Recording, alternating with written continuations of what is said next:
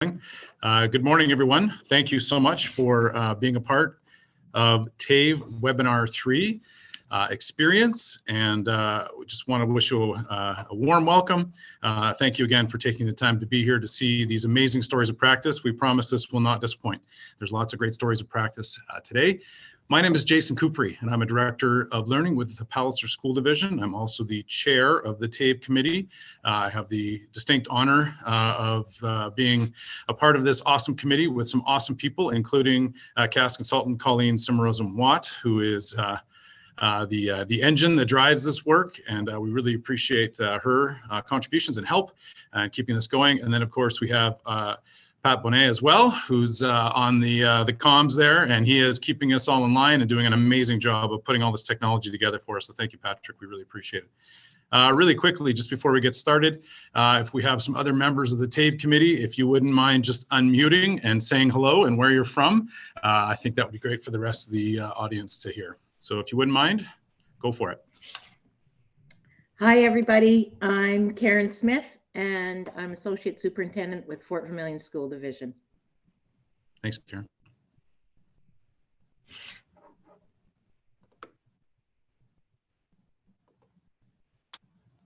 Good morning, everyone. I'm Roger Locke. I'm with Grand Prairie Catholic and represent Zone 1 on TAVE.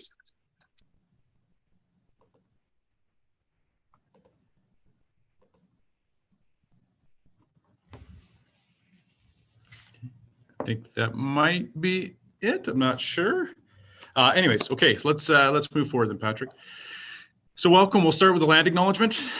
We acknowledge that we are on traditional territory, gathering grounds, meeting place, and traveling route of the Treaty 6 First Nations, the Cree, Saulteaux, Blackfoot, Dene, and Dakota Nations, Treaty 7 First Nations, the Blackfoot Confederacy of the Siksika, Kainai, and Piikani Nations, the Stoney Nakoda Nation of the Chiniki, Bearspaw, and Goodstoney Nations, and the Tsuut'ina Nation, Treaty 8 First Nations of the Cree, Dene, Ta, Danza, and Denizulan Nations, and the traditional homeland of the Métis Nation. We acknowledge the many First Nations, Métis, and Inuit peoples of the past whose footsteps have shaped this land, and those of the present and future who will continue to shape it for centuries to come.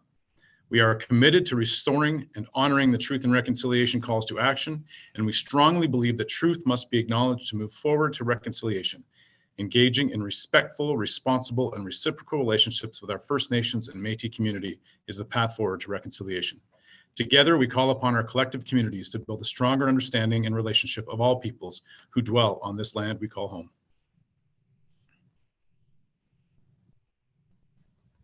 Okay, so just really quickly, we have a collective impact model, which we were discussing before you got on the call, just the amazing people that come together to share stories of practice, to share resources and those types of things.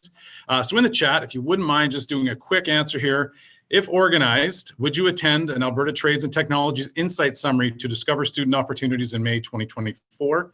And what we're thinking, for those of you on the call who've been around for a while, is something similar to the high school redesign symposiums we used to have, whether that was in Red Deer or Edmonton or wherever they were. Just the opportunity to come together and share these stories of practice in person and to see what's going on and collaborate. So if you wouldn't mind just taking a quick sec, we just want to get a pulse of as we move this work forward.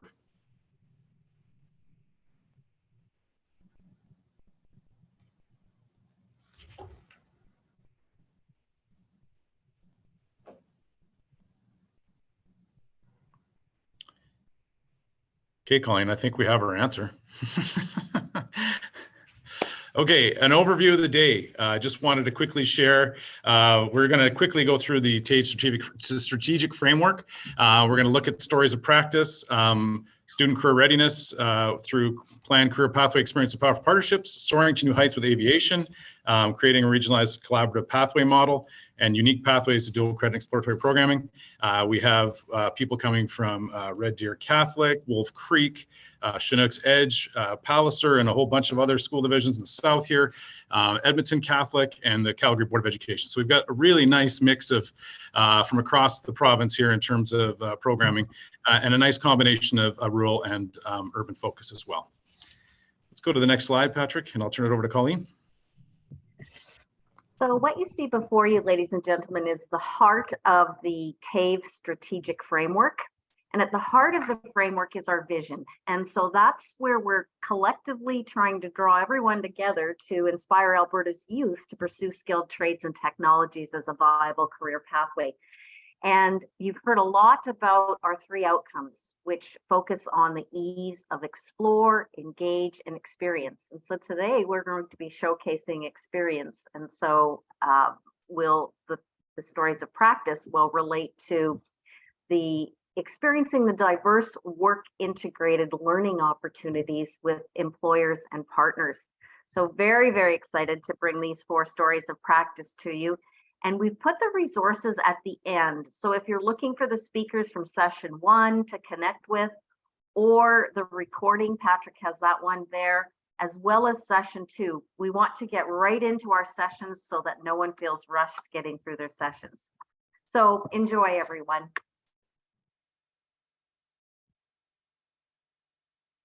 All right, thank you very much. Patrick, you can go to the next slide. Good morning, everyone. My name is Kylie Kissel. I'm with Wolf Creek Public Schools. I'm presenting today with Tracy Miller and from Bridger Catholic and Brianne Fletcher from Chinook's Edge School Division.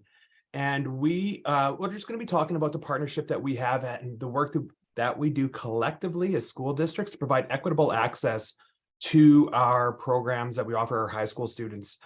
Collectively, we've been working together for about 8 years, all in different roles, and we've all had different people kind of in our position. And we found that as we work together as school districts, and we're not the biggest school districts in Central Alberta, but as we work together, we found that we've only increased our the effectiveness of our practices and also the efficiency and the opportunities that we are able to provide our students. Patrick, next slide, please. We have worked together. We've come up with a 4-year plan on how we support our high school students. And this has really been based on what the TAVE committee has been focusing on in our previous slides. And that is that engagement piece and also the exploratory piece. And those are kind of the first couple of years of how our students, how we work with our students to transition to meaningful career pathways after high school. So we do have that robust high school programming, the post-secondary programming. Being rural, we do have we do rely on our industry to partner with us. And we work really closely with a lot of partners in our industry. But what we'll be focusing a lot today on is that experiential piece, and then also that student support and career advising piece. That is integral through our 4-year plan with our high school students. And yeah, we'll be sharing some resources throughout today. I think one of the most important things that the slide that Kylie was just on is we look at that 4-year piece. And one of the reasons that we have that 4-year piece is because we do represent a large rural contingent. And our students, sometimes they need to be experienced drivers in order to access those training pieces that we use. And so that's why we've always included the year 4 in our model. So in this coaching model, this is a graphic that we really like because it encaptures the 3 essences of explore, engage, and experience. And that's been our guiding practice all along. And so obviously our first step is to identify student interest. And we feel that that's paramount, that the earlier we can establish this, the better. And so we start that exploring piece and that interest piece highly in our grades 7 to 9 model. And so we do that by letting our kids, getting them into skills, taking them to Skills Alberta, letting them have that exploring piece so that they can start to try to develop that interest. We think those 2 things are really tied together. Things like junior achievement, those are really good partners for us. And then as we move into that explore piece, we look at that CTS offering. And again, because we represent 3 different boards, we're very cognizant that not every one of our schools can offer every bit of CTS programming that we may need for a student to adequately explore those interest areas. And that's why we introduce dual credit. And those are those single offering courses that we find ourselves trying to make sure that we have a diverse enrollment for our students to access. And then I guess the next piece for us obviously is those larger programs, and that's the experience piece for our students. And again, because we have that diverse geographical location, we also know that we need to overcome some hurdles such as transportation and scheduling when we look to create these experience pieces. And I'll touch base on that in some of the coming slides, both Bri and I, when we talk about some of the specific experiences that we've created and how we access those. Next slide.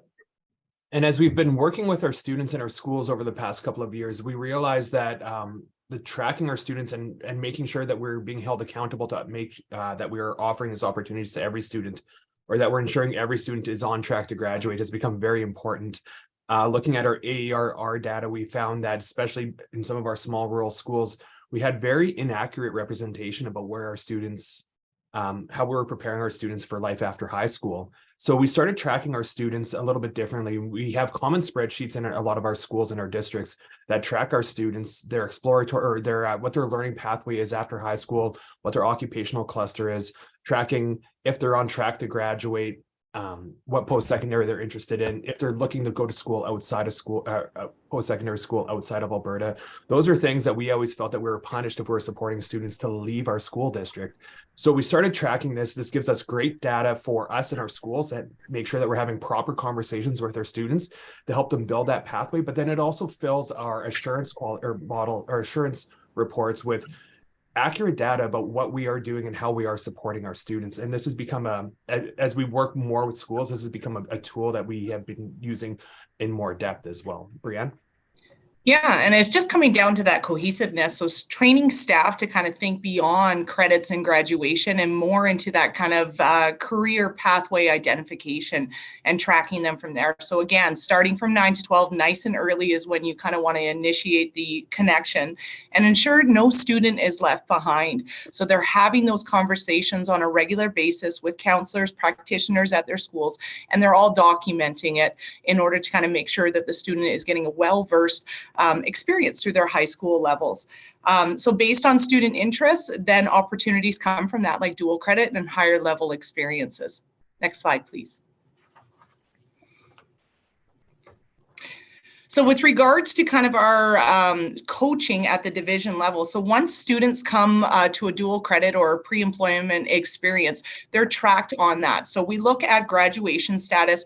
We also make sure that the experience is relevant to kind of what the student is wanting to kind of navigate. And then we work with post-secondary institutions in order to kind of evolve that even more. So we're amplifying the experience and we're working collaboratively as a team with counselors and practitioners to document that. So this can include, for example, trades to achieve a strong proficiency in maths and sciences, giving them kind of those connections on what am I doing in high school that's relevant to the career pathway that I'm doing? What can I change for my courses in order to kind of make the well-rounded kind of experience go a little bit further and transition seamlessly into the career pathway that I'm looking for. So based on kind of those connections, students' interests are kind of documented, and then we just give them more opportunities to involve for that. We also work with post-secondary institutions with the instructors to ensure that they have a well-balanced approach on how to approach kids and their learning capabilities, and then evolve from that. So these trackings are done with every student who participates in dual credit or pre-employment opportunities, so single courses. And our partnership with, Red Deer Catholic and Wolf Creek, we make sure that we treat our students like our own, right? We want to make sure that every student is not missed and documentation on career exploration is ensured. So next slide, please. So when it comes to recruitment, we work really closely with our schools. So this includes administrations, career counselors, practitioners, off-campus coordinators, comm instructors, because a lot of the information is already being taught in the classroom. So we bring them on board, and then whole staff. So the tracking that we showed you, staff have access to all of it. So if I'm having a conversation in say an advisory or a flex time, I can quickly document that student to make sure that I'm not missing anything. So then when the counselor and practitioner do meet with them, they can kind of see an updated profile of that student to ensure that they're kind of putting them in the right places where they're wanting to experience. So career exploration and post-secondary readiness and transitioning is pretty much built around these aspects. So making sure that the students are having a well-versed play of that. And then we support the students in critical components of the opportunity for participation, high-level strategies that address the students most likely to not transition. So the ones that are, not having the conversations and maybe are not the ones that are showing up for class regularly, in that way, we're making sure that they're not left behind and they have a transition with regards to out of high school. And then just that focus of full career readiness when it comes to that transition at the end of grade 12.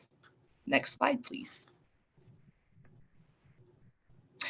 So what we do at the division level, so once students come for dual credit, we would work collaboratively with the school as well as with the student, as well as together for the experience. So we want to make sure that we're having good conversations about attendance. So participating in the event, giving that well-versed try with regards to, you know, what that dual credit experience is. We're looking at high school completion as well as, you know, the status of the student in those high school classes, making sure we're having well-versed conversations on that to ensure that the student is pushing themselves with regards to completing the classes that they need to transition.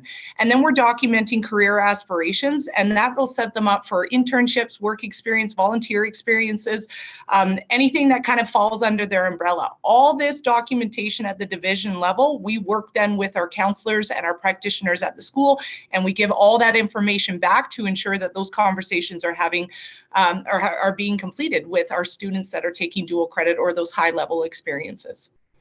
Next slide, please. One of the things we talk about a lot is of the factors that have led us to success and ones that continue to lead us to success. And those are things like communication, obviously, is number one, but not just the communication that happens between us and the student, but also between us and the post-secondary. We want to make sure that we're having those regular check-ins and that we really do have that one person to connect with in that post-secondary so that we know who we're talking to, they know what we're going through, and we're always ensuring that the students' needs are being met that way. So that's establishing those support teams and what the expectations are early on before we ever involve our students in an experience in any capacity, whether that's work placement or whether that, again, is through a post-secondary or even at the school level. We make sure that we're still communicating that with parents as well. And that whole team approach, you know, we look at it as not only are we a school division, but then we're also 3 school divisions who work really well together. And so we're part of that team that supports each other. So we sit down, we talk about recruiting pieces, all those documents that were just shared with you by both Brianne and Kylie, they've been shared amongst us so that we're always working off similar documents so that we can get that valuable data, share it with each other, and start targeting some really great opportunities. Next slide. So preparing students for the skilled trades, we really wanted to navigate students getting a good understanding. So you can see the AIT outcomes with regards to kind of career pathways.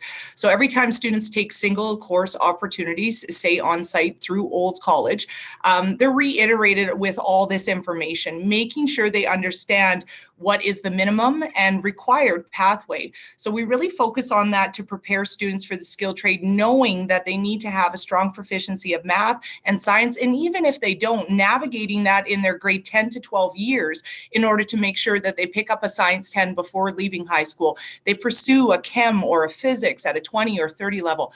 And then even if they are in a math at, you know, a 10-3 level, they're pursuing it all the way up to the 30-3, just to ensure that they have that content base to understand what's going to be thrown at them once they get into industry. So students who take dual credit, they come back to their schools and they start actually building their schedules for year to year, knowing what they know ensures for them to kind of make sure that they have success, and they're planning for those bigger experiences. So working with, like I said, grade 10 will take a single course option. They'll experience what the trade kind of offers. And then they'll go more into the bigger ones like pre-employment, internships, apprenticeships, things like that, wrap experiences, so that they know kind of what my schedule needs to look like in order to free up for me to start accumulating hours or potentially start post-secondary early. The other activity that has been done in a lot of our school districts is bringing teachers to this table as well. Most of our teachers have gone through a 4-year degree track plan throughout their life, and they don't understand the academic rigor that is involved with trades. So bringing them around a table and having them sit down and go through an ILM together, and our math teachers, our science teachers, and our English teachers are blown away before our conversations before these opportunities. Our teachers think that tradespeople are just bare minimum's fine. We can put those minimum requirements in place. And then once they start looking at the amount of work that our trade students have to go through to be successfully completing those trades, it's really increased their awareness to make sure that they are pushing our students to reach higher academic levels as well. Yeah, it's a big difference between the strive and the thrive, right? So they're either going to survive it by doing that bare minimum, or they'll thrive in their trade programming if they've taken more towards that recommended pathway. And parental kind of participation in this is essential. Having the support at home. So making sure good conversations are being had at home. So we actually email all of our students based on the conversations and on the career aspirations that they're looking for. And then we make sure that is, you know, documented at the school level, but it's also being brought home, and those conversations are ensured there so that when those bigger experiences come, the parents are on board and willing to support the endeavor of what the student is trying to do. Next slide. Yeah, thanks. So we have some great partnerships, and we really lean into these partnerships to help give us those opportunities that we would otherwise not be able to get for our students. So we love skills for our grade 7 to 9s. Again, it gives them that chance to try a career. It starts that first spark of interest, so that really it also gives our students the chance, once they have entered into the trade, to really showcase that work too, and to take pride, right? We like to see our trade students realize how really special and unique they are. On our post-secondary partners, obviously, and their ability to create not only formalized training, but they also help us with that micro-credential piece for our students. And we have a really unique partnership actually with TEPF, which is the Educational Partnership Foundation, and our local 496 in Innisfail. And we've created this training opportunity for students. And CBE first introduced us to the program, and they actually mentored us through our first year. And it's been a tremendous stepping stone for our students who want to explore the pipes trades in an authentic environment, which is taught by incredible instructors, which we've seen so much growth in as well. And many of our students have walked right into an apprenticeship right after that program, and still others will enter then again into that pre-employment piece. So that experience is really helpful. It takes a kid from being able to walk into a shop with confidence, knowing that they know something and they're not starting completely green. Because for a lot of our students, that's a real big holdback piece for them. And although Kylie hasn't been part of this particular one in Wolf Creek yet, we hold a place at the table. So anything we do for one of us in a division, we open it up to our partners, and then they decide when and if it's a good fit, but that door is always open for them. Yeah, next slide, please. And what I've noticed as well is the more we work together with our partners, the more we're willing to overcome adversity. I'm not sure if you have been involved in the healthcare aid programs prior to the curriculum change or the funding changes in Alberta education and Alberta health. But what I've noticed over the last, as we're working collectively, we have more voices at the table, and we're more willing to overcome any of the obstacles that we've come in front of us. And I see us being successfully looking at offering healthcare aid programs, which were dead a couple of years ago, just by working together to overcome that. We can go to the next slide as well, please. So the Veterinary Technical Assistance Certificate is one that the three of us are in, but not only are just the three of us, there's actually 6 other school boards. And this opportunity came together super quick. We didn't have much time. And 6 of us jumped in and we filled it to the capacity. So there's 30 students, grade 11 and 12, and they have 2 courses in term 1, and they have 2 courses in their term 2, and then they had one over the summer. And this gives them their full certification, and they're going to convocate from Olds College before they even graduate. And it's such a great experience for them. They have required lab days, and in order to create that equitable access for all of these boards, all 6 boards, we decided that we'd place it on Saturdays in Olds for term 1. And because we all know what the Alberta weather can be like, we had to book several different lab option days in case one wasn't going to be good. We could just call in, cancel that lab, and we'd have another one already booked. And then in their term 2, we have 4 Saturdays, and those are happening in Red Deer, and they partnered with the SPCA as their teaching facility so that kids can walk in there and they start getting those experiences. So the students, they had a field trip. 3 boards went to chaperone for 6 board students, and it was such a great experience. I know it was the 3 of us actually that were lucky enough to go on that field trip. And just watching the students and looking at the opportunities they had, and just seeing the diverse group that we had in front of us and how each one of them is thriving. And there's 6 very happy school divisions as a result of this opportunity that was created. So you can see too, this we have pictures and stuff that all of us have on our websites, and the students all have the VTA sweatshirts and hoodies, and they just love them. They're doing a great job advertising these programs for us. And next slide. And I found too that as we're offering different opportunities in all different levels for our students, whatever their career pathway may be, I'm finding, as Brianne kind of mentioned, our students are now looking at it like our teachers are, that this isn't about a credit grab at post-secondary or at high school. It's all about having an opportunity to learn something that just might not be available to them. Tracy talked a lot about the equitable piece. No matter where our students are in Central Alberta, they have access to a lot of different programming that wasn't available 10 years ago. And I just for time, Patrick, we can go to the next slide as well. We do have some testimonies that we'll be sharing out with you that you can listen at your own time. But all of these people will verify basically what we've said today as well, that there's just great opportunities for teachers, for students, for school divisions to have students learn what high school can be, to create pathways for themselves, for students. Awesome. Thank you very much. Does anyone have any questions right now? Yeah, thanks, Kylie, Tracy, and Brianne. That was amazing. What a great way to start. Thank you so much. I just wanted to quickly make a few comments before we go into questions here. It's just the idea of, and it's going to come up, I think, throughout the morning this morning, but the power of collaboration.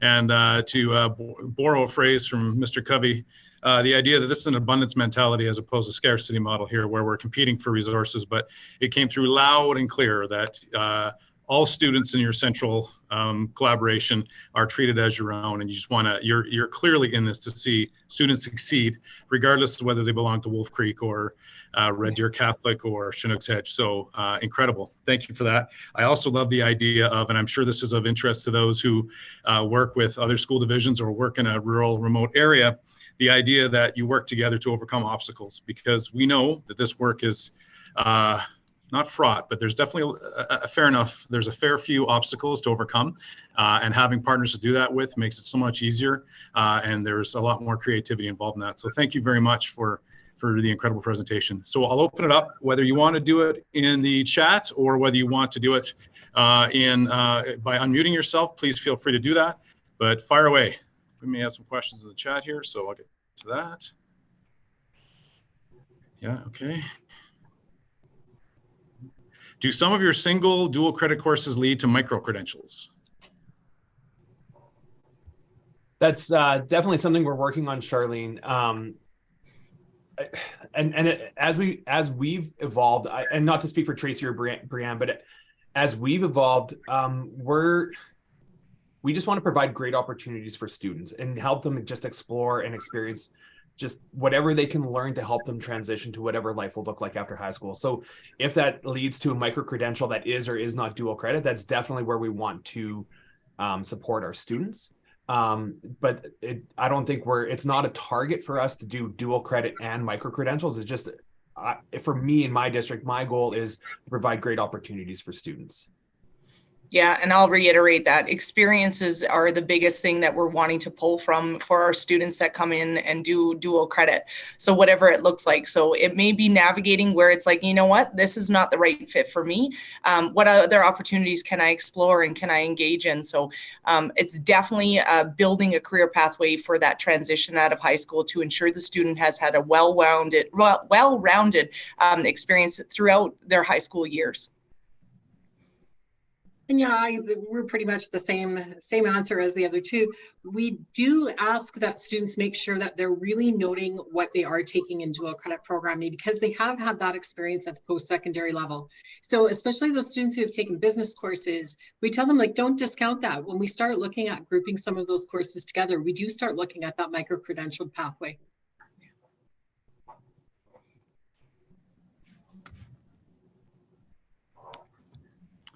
So how do you share the collected data between all school districts? So with regards to when I'm tracking students here at the college for bigger experiences like pre-employment or even the single courses, that's either relayed through a drive where I create kind of a basis for all of us to make sure that we're all in the know. So that includes the instructor, that includes participants that are involved in pre-employment, as well as in, the single courses. So we document once I, interview them, or if Kylie interviews them or Tracy interviews them through the TEPF site.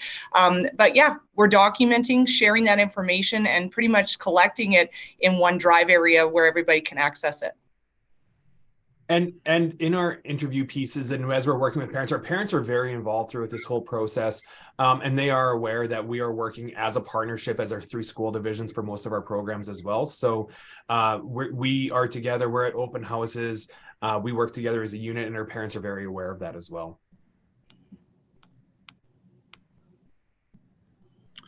Okay, anything else for Kylie, Tracy, or Brianne?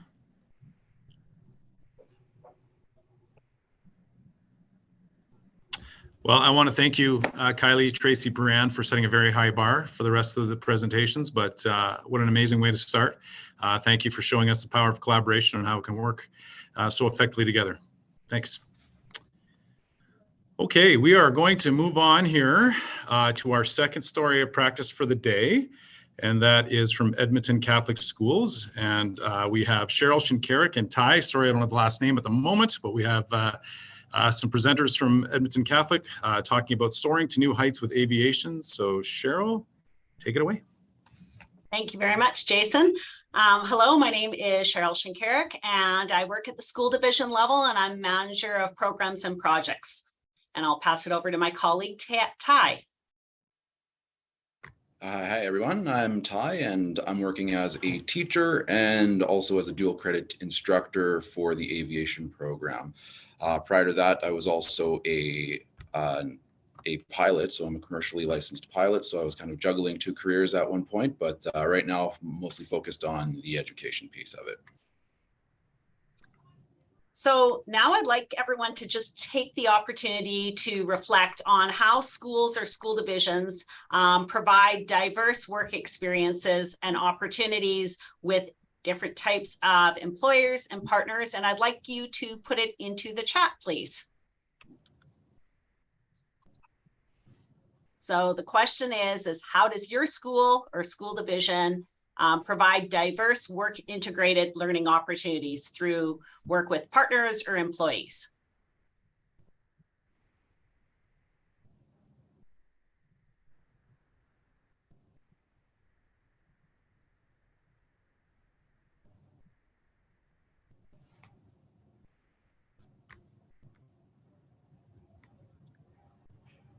So we see we have RAP. Yeah, that's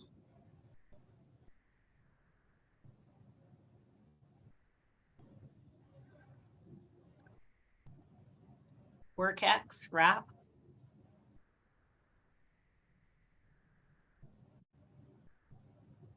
Dual credit, mechanics, off-campus work experience.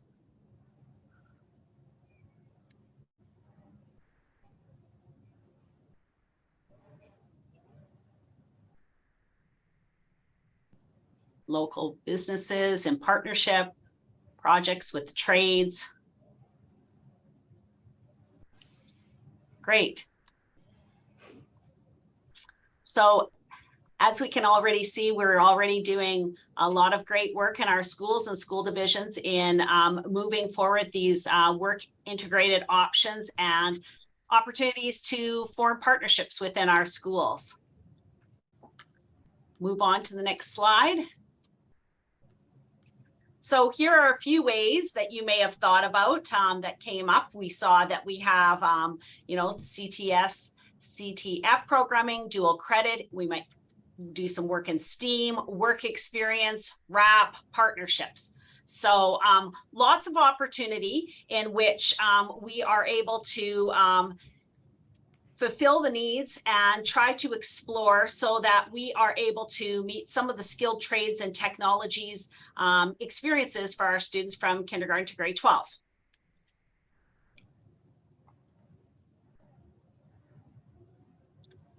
So today I'm going to be focusing on the vision of dual credit and how it can support opportunities for our students, and share some of the journey that Edmonton Catholic has taken in setting up and establishing program options in aviation for students to explore, engage, and experience this potential pathway.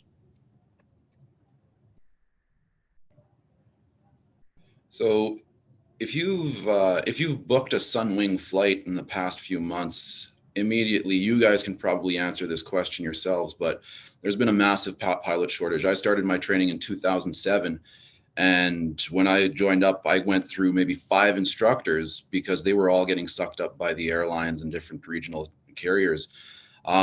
So there was a survey that came out in 2018, and they indicated that by 2025, we would require 55,000 new employees within the aviation industry.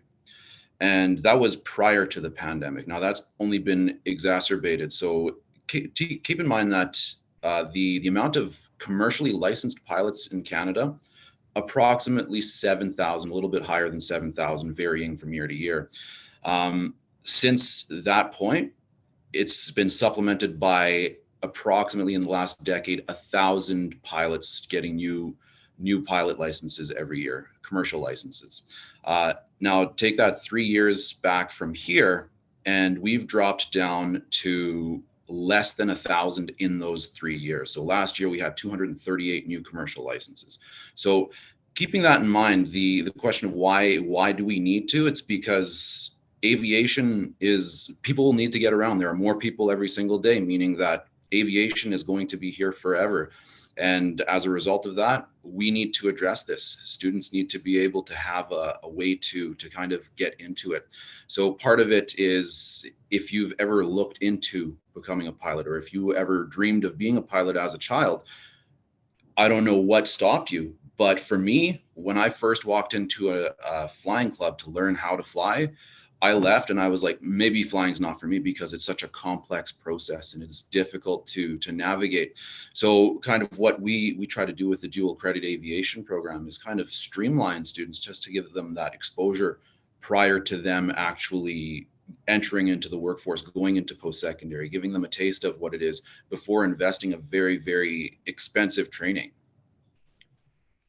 And part of our exploration with beginning this program in 2018 is based on some of this research that Ty presented about the need in aviation. And we did some surveying of our students, and we found out that aviation was an area that they felt that they might want to explore, but really, if they didn't have a chance while they were in high school, they might not be able to explore that until after high school. And they wouldn't know if this was something that they were really interested in.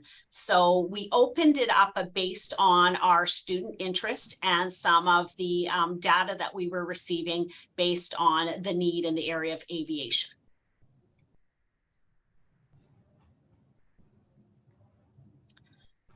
So 2 experiences, and initially what we did is we started off with this opportunity to be able to look at not only just having the experience of aviation, but we expand it to the area of aviation, avionics technology, because we heard from our students clearly that there might not be some students that were interested in becoming a pilot, but also students that were interested in the world of aviation in the mechanical side of it.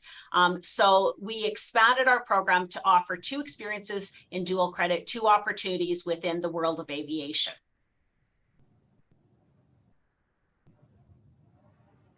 So the first opportunity I'm going to address is the aviation program, which started in 2018-2019 school year. We began this with a partnership with Mount Royal University, and then we transitioned to a partnership with Prairie College last year. We've offered this program in person after school, so a delivery model that goes from 4 o'clock to 7 o'clock. Once a week. And this allows students to be able to attend the program from across the city. So not only Edmonton Catholic schools, but we've had students coming in from Edmonton Public and schools from across the area and even across the province.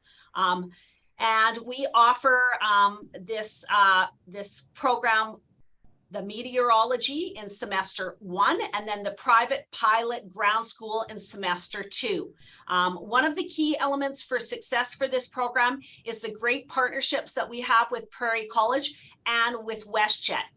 So we have this course, or both courses, taught in a tandem. So we have a pilot from WestJet, and we also have our own Ty, who is a certified teacher, and also, like you heard, a commercial pilot from Edmonton Catholic Schools.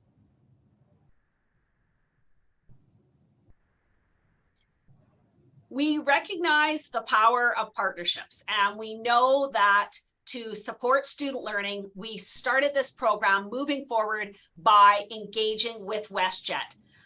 We reached out to them and began the conversations about setting up a partnership to support student learning.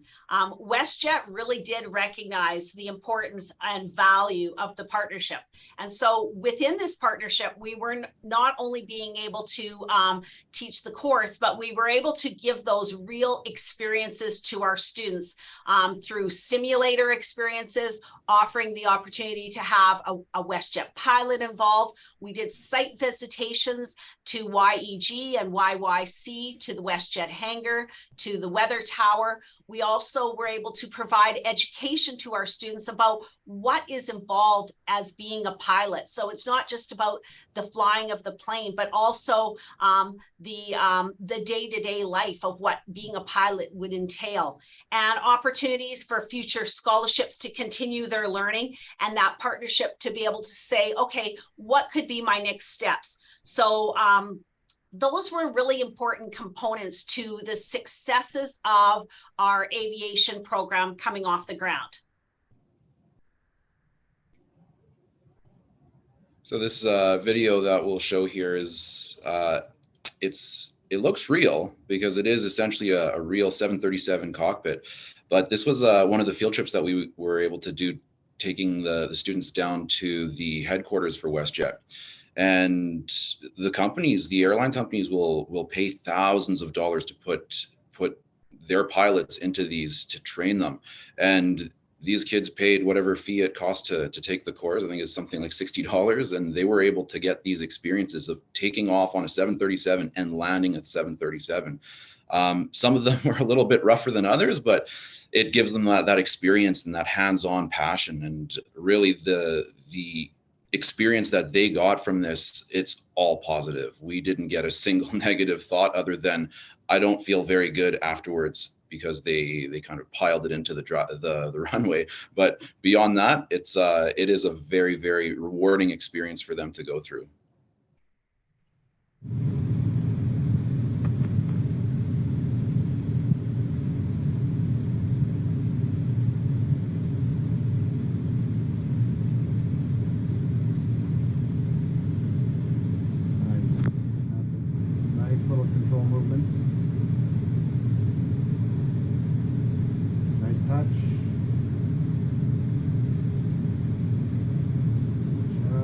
Baby movements.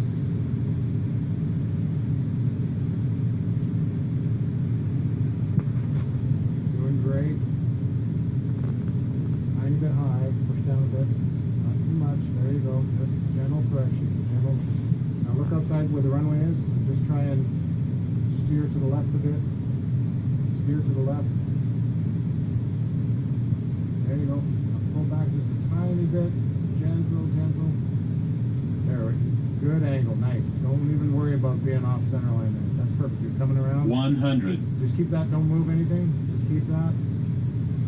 50. 30. Gently pull back. 20. Pull back. 10. Now use your right foot. Push forward on the right foot. There you go. 2, 3. I'm sure some of you have experienced some rougher landings than that, right?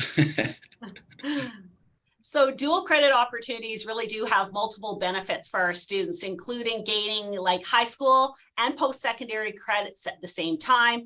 That easier transition we've heard from our students, that moving from high school to that post-secondary and workforce, because they've already had that opportunity to see if this is something that they would like to follow as that potential career.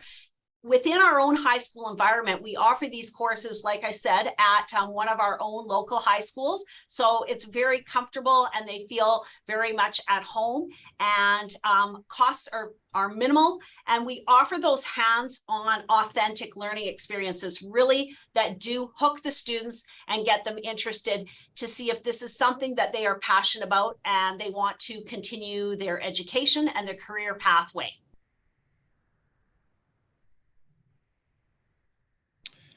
So in terms of the course that we offer, Captain Dave and myself, we come from different backgrounds, and he's far more advanced. And I mean, he's been a captain for years and years, whereas I'm coming from more of that smaller approach for it. So I was simply an instructor, and I think that dynamic between both of our perspectives on it gives a little bit more of a fresh experience. So those students who are just coming in, I have a really good understanding of the pathways that you take in order to develop into an actual career, whereas Captain Dave himself is able to talk about all of these different careers that they can explore.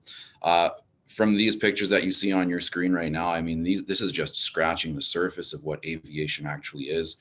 And there are so many other opportunities all over the world, Canada, everywhere that you'd like. These are opportunities that are just ripe for the picking right now. So the director of Prairie College Aviation, Dallas, really did say to us that that the value of the partnership is really what it's about, because not only are we meeting the needs of the aviation industry, but we are taking youth of today in our schools and creating that passion. And students from Edmonton Catholic that were in the program last year with Prairie College in Edmonton Catholic Schools dual credit have continued on, some of those students, to Prairie College to continue their educational journey in aviation.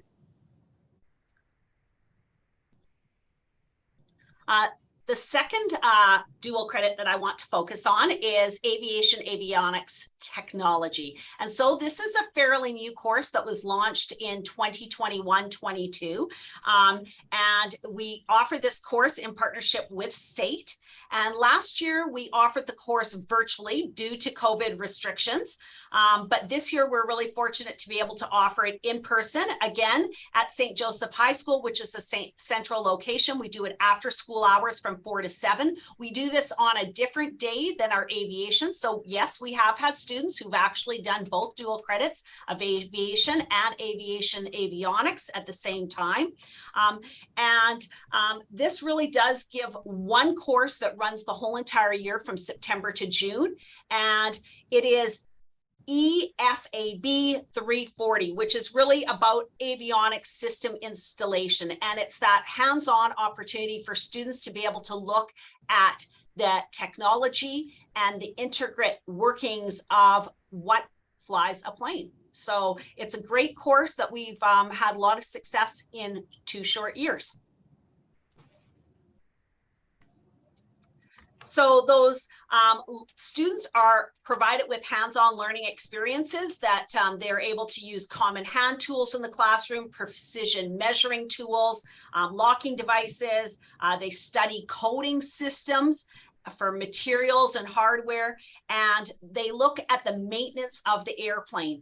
So really our hope now that we are in person this year, we are going to be able to do some on-site visits to the airport here at YEG to be able to get students to be able to look at these planes outside of the classroom environment and give them that experience.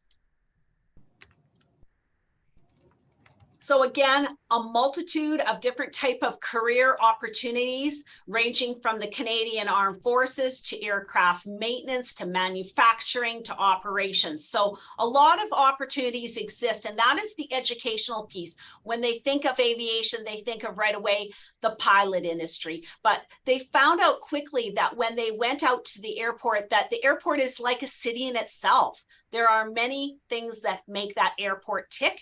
And so how can they be involved in that process?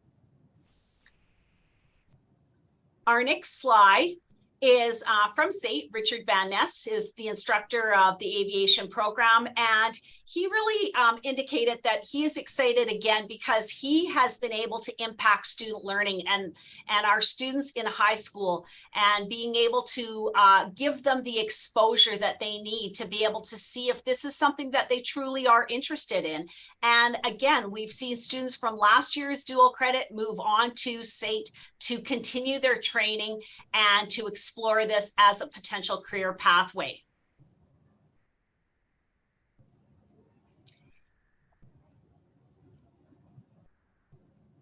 So impacts on student learning, we really do want our students to be able to explore the skilled trades and technology. We want them to engage in this educational process and authentic learning opportunities, and really those experiences. And bringing this together, not only as Edmonton Catholic Schools, but really in partnership with others, because we know that the power of partnership really has a positive and long-lasting impact on our students. So here we have a student who was in the program last year with Aviation Avionics and is continuing on this year with the aviation. So I'm going to, actually, this one is from Prairie College. So he is in the pilot training. So I'll play this clip so we can hear from him. And I wanted to quickly share about how Edmonton Catholic Schools dual credit program benefited me. When I was in high school, I had the opportunity to take college level courses and earn college credits while still being in high school. Not only did this save me time and money when it came to pursuing my college diploma, but it also solidified for me what exactly I wanted to do after high school. And I got the opportunity to be taught by pilots, not just teachers, which made my learning experience more effective because they really understood what they were teaching us. And now that I go to Prairie, I found that everything I learned last year definitely helped me gain an advantage in some of my classes. And currently I'm still completing my in-school classes, but I get to start the flight training portion in less than 2 months. So I'm extremely excited about that. In conclusion, dual credit school classes have been an incredible opportunity for me. If you have the chance to take advantage of this program, I would highly recommend it. It won't only prepare you for college, but it'll give you a head start in pursuing your career. Great. And finally, I'm going to finish off with this is a student that we had in aviation in our very first year of the program, 2018-2019, who is now off in Germany. And he really did indicate to us that it was the experiences that made an impact as part of his learning. And those field trips going out to the WestJet hangar and to the international airport were really what hooked him and got him interested, and he has continued on. His mother also reiterated to us that if it wasn't for this opportunity in Edmonton Catholic Schools, her son would not have pursued aviation and found his passion while he was in high school. So student voice is really important. We hear what our students have, and we try to be able to support their learning through different types of opportunities. And the one today was really focused on that dual credit opportunity for aviation. So thank you very much. Wow, it was awesome, Cheryl. And Ty, thank you so much for that presentation. Inspiring, and I'm sure those of you who've done this work, that work with dual credit and these types of pathway programs, you hear it a lot, but where was this when I was in high school, right? This is a prototypical example of that for sure. I really appreciate, Cheryl and Ty, you sharing the idea of the different careers that exist within aviation, because I'm sure, like many, and I'm sure students are no different, they think of pilot or a mechanic. That's basically the two things you can do in aviation. I know nobody else will admit this, but I can't be the only one that looked up what avionics was while Cheryl was talking. But that's I won't make you admit it in the chat. But that's super cool in terms of the and that city comment. Like looking it opens your eyes when you get a chance to immerse yourself in that experience.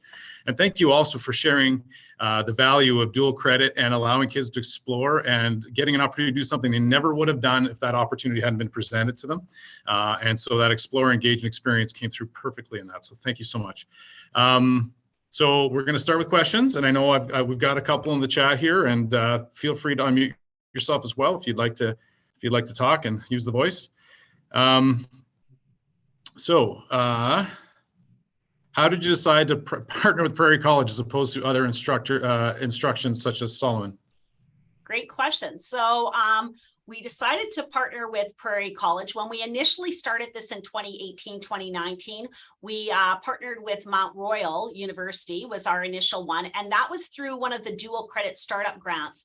And those grants are in partnership with recognized Alberta institutions. And unfortunately, Solomon College was not on that list. So we were not able to get funding to get this started with Solomon. So we started with Mount Royal, and then we transitioned to Prairie College because we'd heard actually great things from Jason, because Jason had started to do some work with them. So we decided to move in that direction, and it's been a great partnership with both institutions, actually.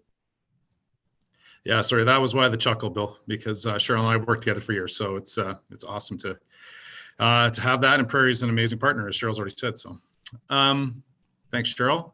So Kylie, how do you keep the costs minimal, and what is the course code for avionics?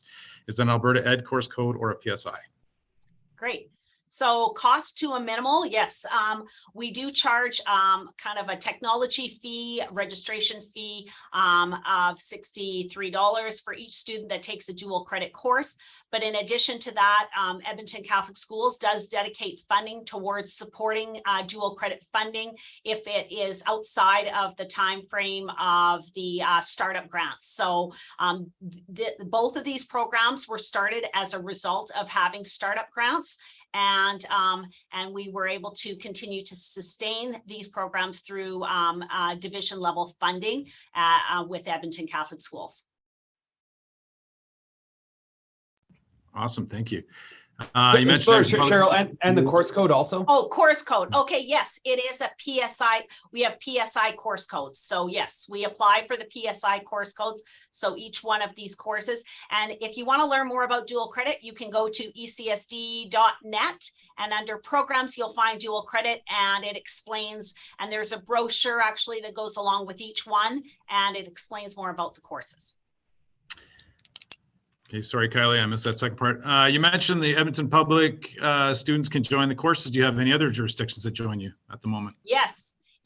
We've had Edmonton Public, we've had St. Albert, we've had Elk Island. We had a student that came for aviation and drove every day from Stettler to come to Edmonton Catholic once a week to be part of the program. So these programs, because they are offered outside of school hours from 4 to 7, we do open it up to students outside of Edmonton Catholic to join into. Awesome. And the last one we got in the chat here, how do you deal with the challenge of getting students to the airport when you do go? What we do is we use one of our school transporters and have a driver that takes the students out there, and just like we would with a field trip. And at the end of the experience, we bring them back to the school site, and Ty himself has gone along on the transporter and supervised the students during the experience. But really, the experience is really tied into the learning. So when they went out to the hangar, not only did they get a chance to get on that plane, but they learned also about the different pieces of the plane, and they were able to go in and raid the WestJet, the food cart. So. Oh, wow. Very cool. Okay, well, any other questions, thoughts before we head to break? Okay, well, that was incredible. We have the Pathways Partnership of Southern Alberta coming up and CBE, so please stick around. Just take yourself 5 minutes, grab a coffee. Strike is over and done with. We welcome you back. So we'll start with the Pathways Partnership of Southern Alberta. I will start by asking my co-presenters here, Joelle and Paige, to maybe unmute and introduce themselves. Hello, everyone. My name is Joelle Reynolds. I'm the Associate Dean for Youth Initiatives at Lethbridge College, and we work on all sorts of things, including dual credit, exploratory programs, youth programming, some teacher outreach experiences, and I'm happy to be here today. Thanks, Joelle. Hi, everyone. Good morning. My name is Paige Thornborough, and I am the Academic Liaison Coordinator at Lethbridge College, and I'm primarily responsible for the dual credit and exploratory programs that we run. Awesome, thank you.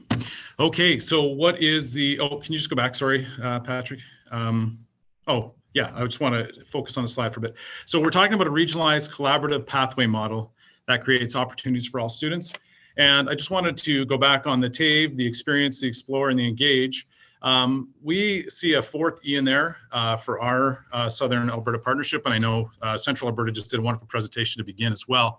And that's equity. So we want to make sure that we have equitable access to courses and dual credit opportunities and career pathways for all our students. And I know there's a lot of school divisions out there listening right now that are rural or maybe a bit more remote and might have a hard time overcoming that obstacle in terms of getting access to programming. And hopefully this creates another way or another approach. And back to what Kylie and Tracy and Brianne had said earlier, the idea of overcoming obstacles and working together in collaboration. And as you can see, we have wonderful partnerships in this Pathways Partnership of Southern Alberta. Lethbridge College is amazing. Joelle and Paige and the crew there. Palliser School Division's involved. The Lethbridge School Division, we have an awesome organization in the South called Career Transitions that is central to this as well and helping this work move forward.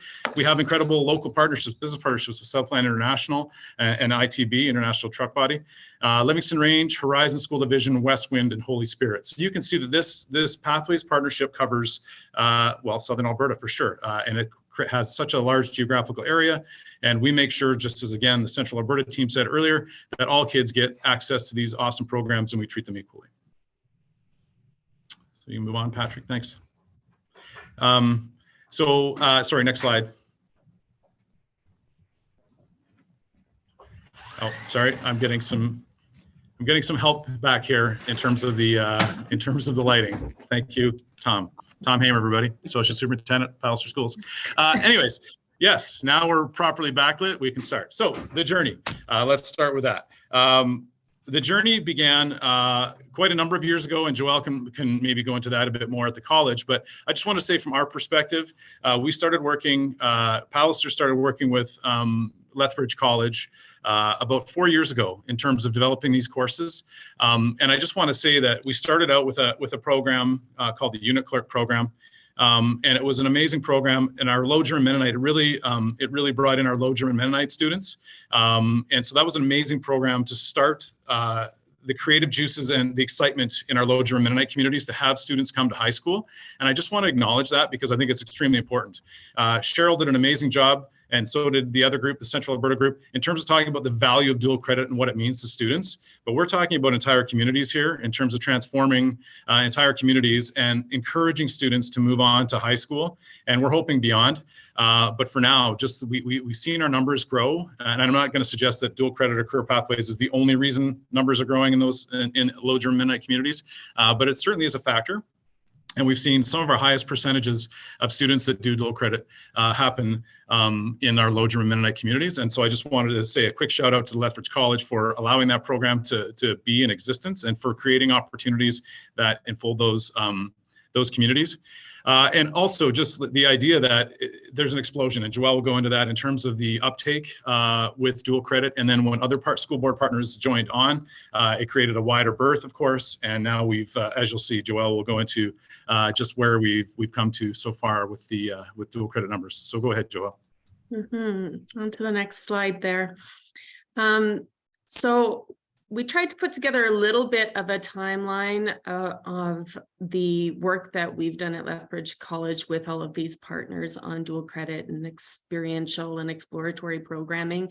And as you can see, it goes back quite a ways. I went back as far as I could, talking to the people who are still in house.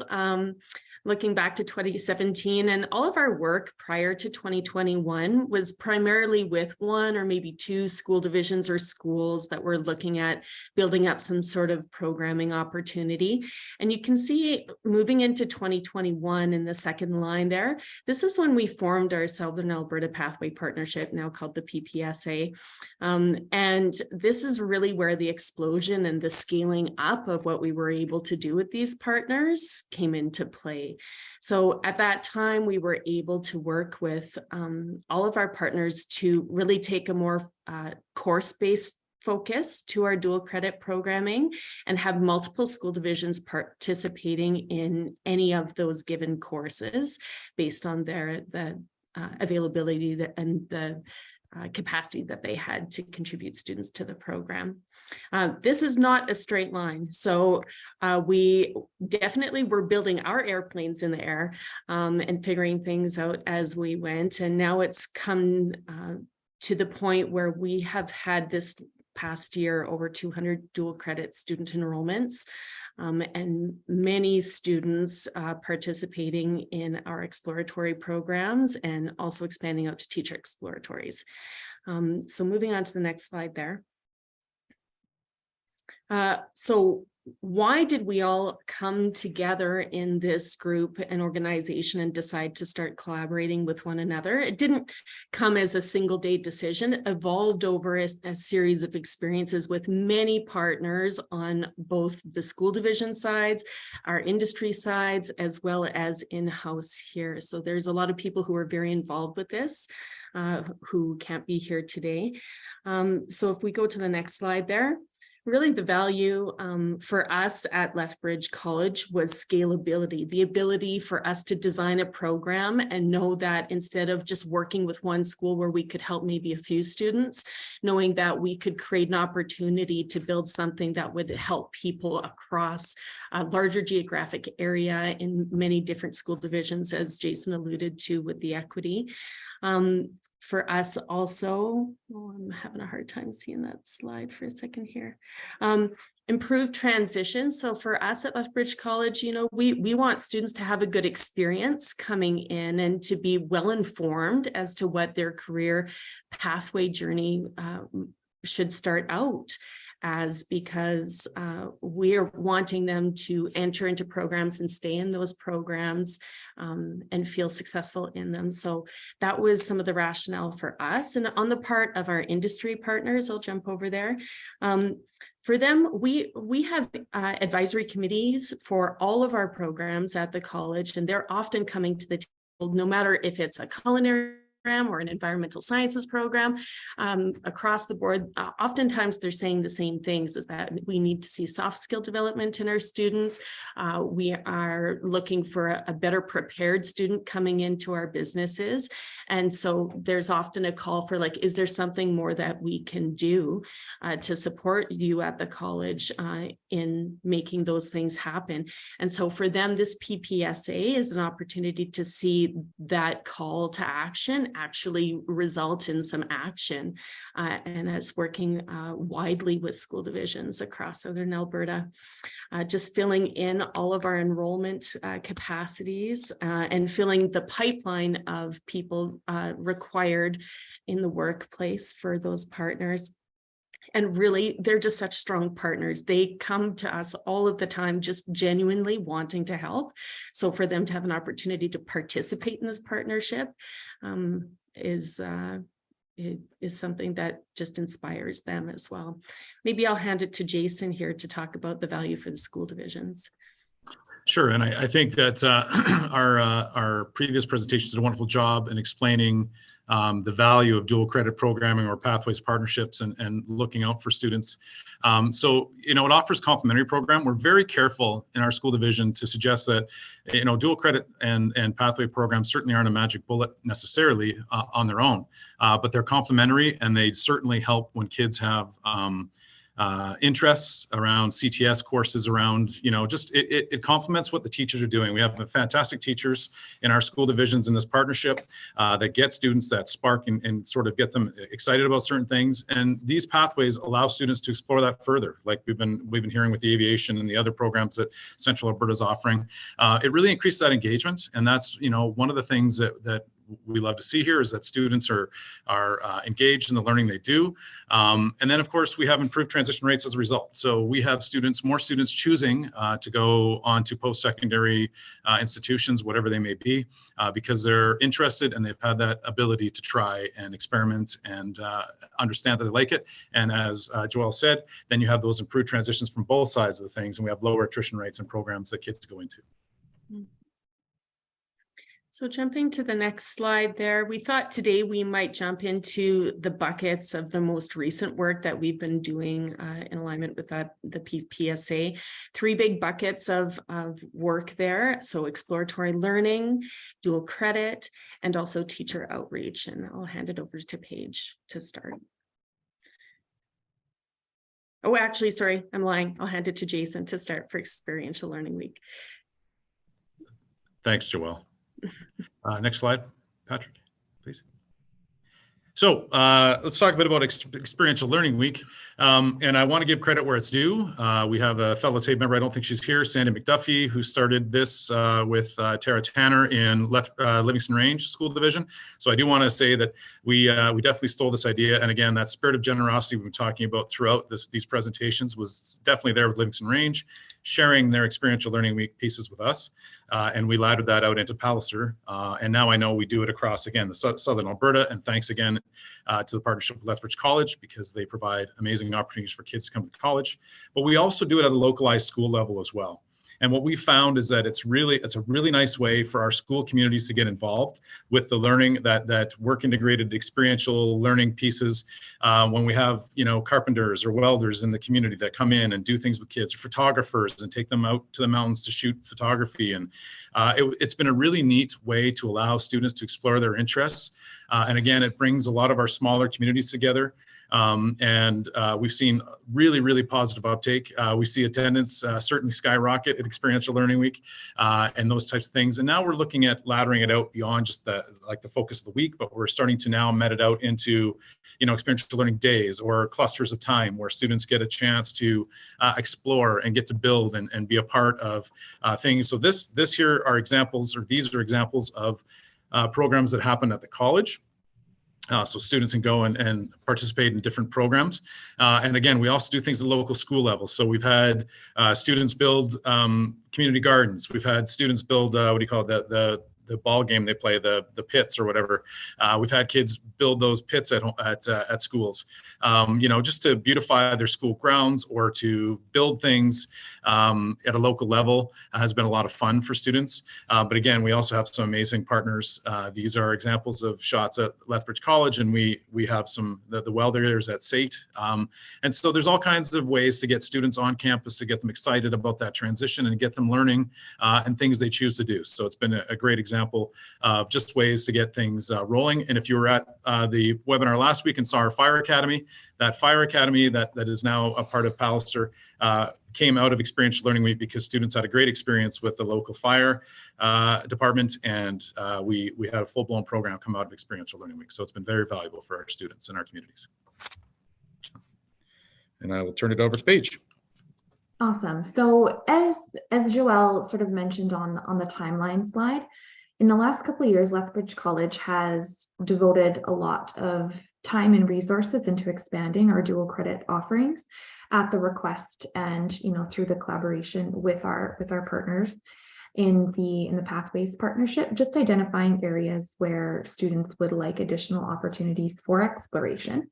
So if you want to go to the next slide, please, Patrick, you can see sort of the trend that we've had in terms of our enrollment as we've introduced additional courses to the dual credit lineup. In 2021, we had 17 students and approximately 5 classes that we were running, or 5 classes were, I should say, approved. PSI course codes were approved.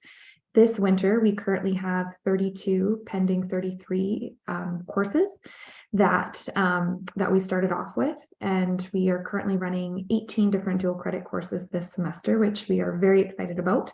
And we have currently 185 students enrolled in those courses. So it's been a very, wonderful whirlwind time as we've sort of expanded those offerings and working in partnership with our a lot of our really valuable partners, and just sort of identifying those areas where we can be moving towards creating additional pathways. Next slide, please. Part of the sort of theme of exploration and experiences, we, in addition to the experiential learning model, which we ran, pre-COVID, since then we've been piloting exploratory programming, and primarily in the spring, so last spring, we had a number of different exploratory programming sessions, and these are formatted in hands-on, day-long sessions where students can sign up for an area of particular interest and then come on campus and essentially participate in scenarios, projects, experiences all day. Can you go to the next slide, please, Patrick? And there's some pictures there that provide a little bit more context for what these sessions look like.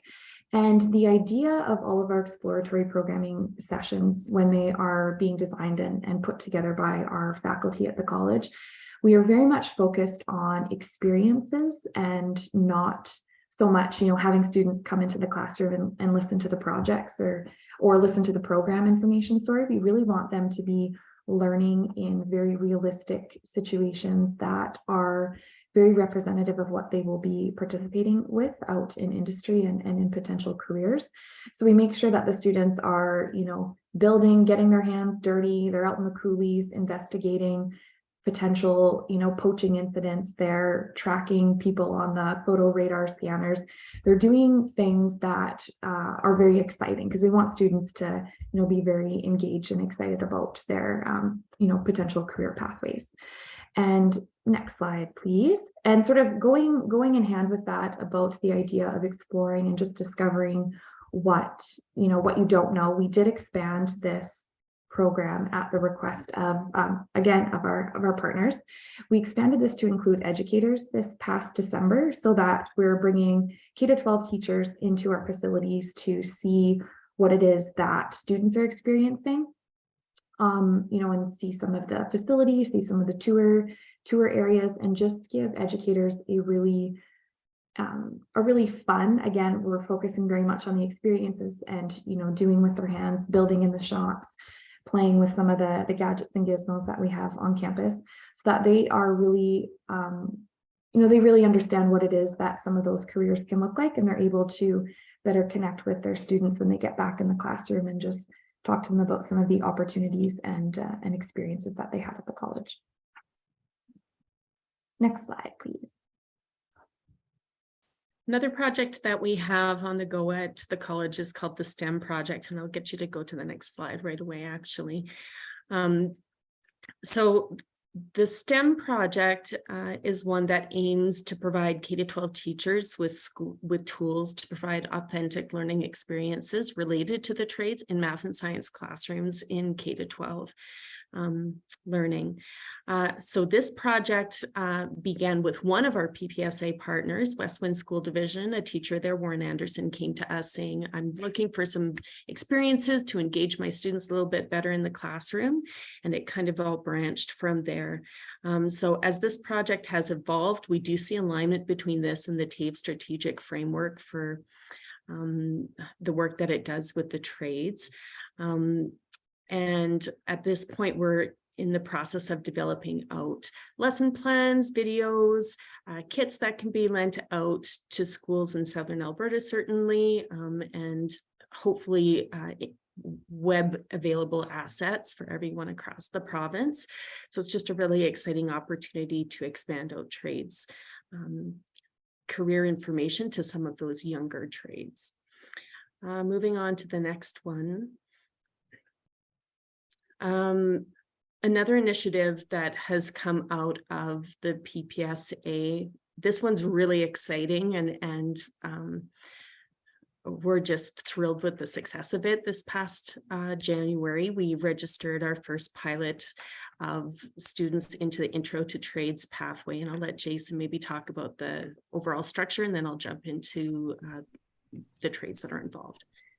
Yeah, thanks, Joelle. Just for the sake of time, we'll be quick here because I know we've got other presenters, but there is a bit of a framework involved here in terms of getting students ready. And again, it's a collective model, much like our Central Alberta partners have already identified.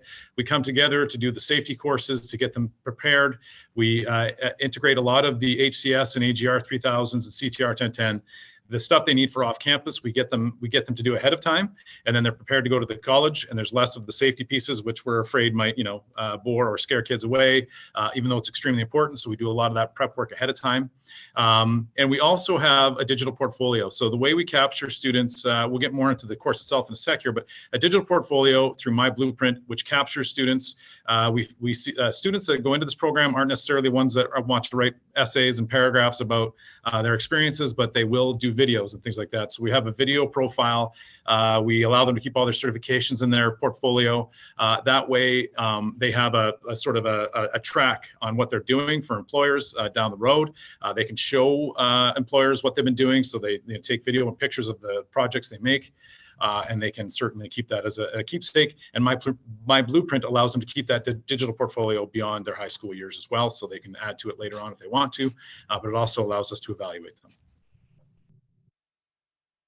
And then jumping to the next slide here. So that Intro to the Trades course is designed to provide students with exposure to several different trades at that first level in the first column. Basically, the students spend 1 week per trade with some online experiences. And then on 8 Fridays throughout the term, they come in to complete some hands-on components. And they're walking away with a tangible skill related to each of those trades to really give them an opportunity to just explore everything that's out there. And then at the next level, the vision is that they will then enroll in a course that's a little bit more specialized in those clusters. So whether it's a culinary cluster or a construction trade or renewable energy, whatever the case might be, ultimately culminating in an opportunity to enter a pre-employment program if they're choosing. Awesome. So when we sort of announced the launch of this pathway back in September, the response from the school divisions and students and a lot of parents as well was overwhelmingly positive. At our launch event, we had about 300 people in attendance who were very excited to hear about it. So when the course, the very first step of this pathway, the Intro to the Trades course, launched in January, we had over 130 applicants for the 24 spots that we are currently running. And students are approximately, Patrick, if you want to go to the next slide, there's some photos. Our initial cohort of 24 students is about halfway through the course at this point. And there's just been a lot of really positive feedback, and it's really wonderful every week seeing, the relationships that are establishing between, students from different divisions who otherwise wouldn't get the opportunity to be, to be connecting and to be working on this really exciting course at the same time. So if you want to go to the next slide, there's a couple more photos as well. They've been primarily focusing on some of the automotive programs, and this week coming up, I believe they're diving into pipe trades and welding. So there's just a lot of exciting opportunities. They're building things, they're fixing things, and the confidence and the positivity from the students is just fantastic. And I think one of the reasons why this course has been so successful as well, just the theme of collaboration and partnerships. We have a coordinator, a regional dual credit coordinator, who is in the classroom with the students every week. And her name is Joanne. I think she might be on the call, but Joanne has been really integral in just making sure that, everyone's needs are being addressed. The students are all, on the same page, and just that equity and ensuring that, all the students are just having the most positive experience that they can. So I think if you go to the next slide, there's a video, Patrick, as well. It's vitally important that we have enough trades coming through the industry, especially with Alberta coming on strong right now. We're short of manpower. unskilled trades. So it's not just the truck industry that needs trades, it's the whole gamut of things. From industry, we can give our expertise, we can let people know what we need and what we're seeing, and just kind of attaching that a little earlier into the K-12 system, you know, kind of working in that sphere, and then also partnering with the college. I think if we were getting to kids earlier, we're going to see big results there, and just, you know, kind of sparking that you know, that first initial touch with kids in the trades. Knowing the supports out there and the trades are seeing what we're putting into our students and providing them with these experiences, then they know that they're getting a student that has experienced it to some extent, and then they're more ready to invest their time and their passion and their expertise into those students that are not going to try something and feel like it wasn't a fit because they've already experienced that. So this really bridges that gap, I think, for the industry and for our education piece for those students. My favorite part about the course so far is being able to actually try out all the trades to get a better idea of what I can like. And so far I liked all the automotive, and I like actually working instead of just doing work on a computer, like actually get the work. And doing the work has been my favorite part so far. It'll look better on my resume, but also it will show me what I actually do really like, and then I'll choose the program that I enjoy the most, which so far is the automotive, and then I can continue to pursue that career path. My favorite's got to be our agriculture technician. In that field, I'm comfortable with it, and I've been around it, and it's just something that I just can't live without.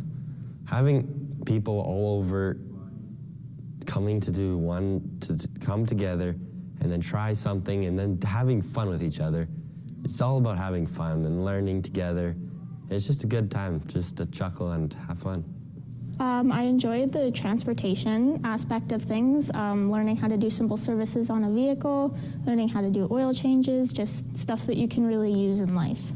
I think it allows more women to get the opportunities to see what kind of trades they could be interested in. So when they're accepted into the program, they can see like really all the different aspects of working outside, working with your hands, building different things.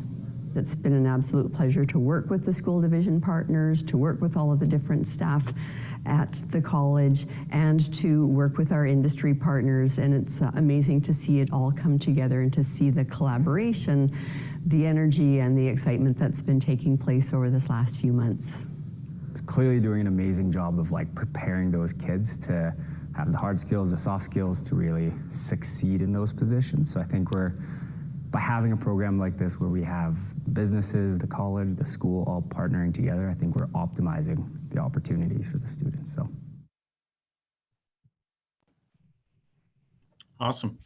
I will just mention quickly that there is more pathways. So this is a model and a system for us to develop more programming. We're currently developing an Intro to Agriculture dual credit program, or a pathway, sorry, that's going to focus on 4 sectors: plants, animals, the business side of agriculture, and the technology side of agriculture. So that's coming. We won't spend a lot of time on that because we want to give our other presenters time to present. So, and I'll just quickly say the value of the Pathways Partnership of Southern Alberta has been immense in terms of that, just the shared knowledge, the sharing of resources, overcoming those obstacles. It was already said earlier with the Central Alberta model, but I've really appreciated having industry on board, as well as the college and other school divisions, so that we can work together to find the best possible programming for our students and get them fully engaged in the workforce, and get them involved in things they love. And I'll just turn it over to Joelle and Paige. Yeah, just summarizing there too, we all have our takeaways for the value of the PPSA for us, but I think collectively together, it becomes something bigger than those parts. The experience of collaboration among all of these partners is amazing and impactful at many levels, not just the people who come to the meeting, but all the way down to the teachers and our instructors and our staff members and the students. And it really touches many, many people as a result of the work that we do together. We get to see action, we get to see equity among all students available to involved, and just scaling it out and working with our community members. So. And at the heart of this entire thing, of course, is the student. So as you saw in that video, everybody's there for the student and what's best for them and their learning. So it's been quite wonderful. Do we have any questions? Sorry, I'm moderating too. So Yes. Yeah, Jason, I had a question. It's Joanne. I was just wondering if we can get a link to the video. Can I send it to the students? yeah, we will get there eventually, for sure. Okay. Yep. So Nicole, we have 24 students. And one of the things that we're trying to do is expand, because as you saw, Paige articulated, we had 300 people show up. We had about 200 applications for 24 spots. So it was very difficult to choose those 24 students.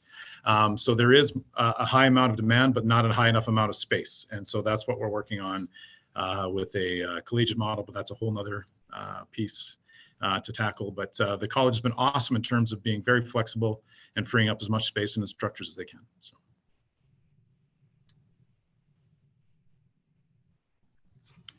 Any other questions, comments?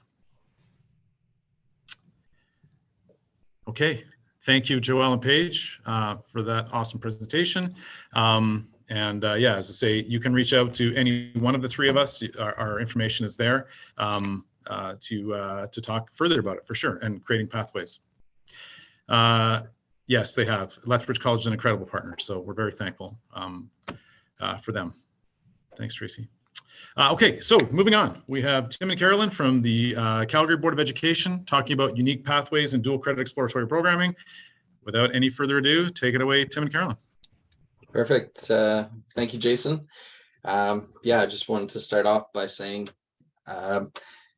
one of the things, I'm very new to the position. I've been in the role for 2 months, and one of the pieces that I'm seeing is there's a huge amount of work that's happening, not just in our jurisdiction that I wasn't aware of, but across the whole province. So I really appreciate the opportunity to come and learn from people who have been doing this before, and make those connections. And like Jason had said before, that whole concept of sharing is really evident in this group of people. So thank you very much for the opportunity.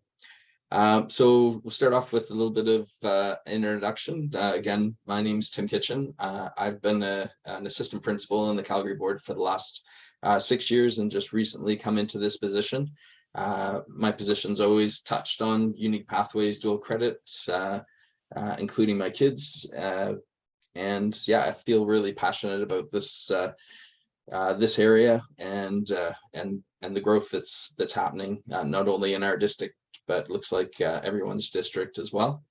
I'm fortunate to have 3 people that in theory I support, learning leaders who are out with the students. Turns out at the moment they're the ones supporting me, so I thank them for that. And just start off, let Carolyn introduce herself as one of those key supports. Thanks, Tim. Can you hear me? Yep. Okay, great, good, because I'm challenged when it comes to technology. So good morning, everybody. Thank you so much for having me. My name is Carolyn Mahovlich. I've been with the Calgary Board of Education for a long time, and I have found my passion in this position of being a learning leader with unique pathways. That means I'm connected to the students, and then I'm connected with the admin things that happen around how we build the program. So that's perfect. it. Yeah, thank you. I'll just give a little bit of a high overview first. So just the way that we're structured, and realize we're fortunate in a lot of ways, because we're a little bit more centralized, and do have some things that are in the city that some of our partners in rural areas come up with creative ways of doing. But we have about 25 high schools that we support. And each one of those high schools has an off-campus coordinator that has a 0.5 position.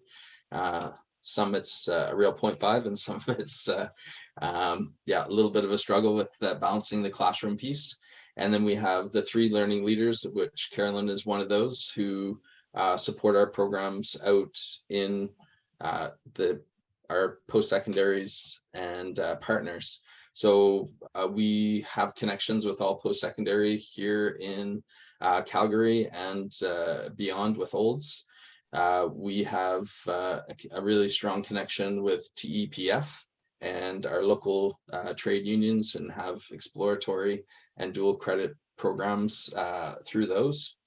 And we have a really strong relationship with careers, which I think I've heard some people discuss as well, or Careers Next Generation you may have heard. And just in the last week or so, we have brought on a person who is actually has a dual position where they're 0.5 with careers and 0.5 as an off-campus coordinator at their school. So that's kind of the large overview.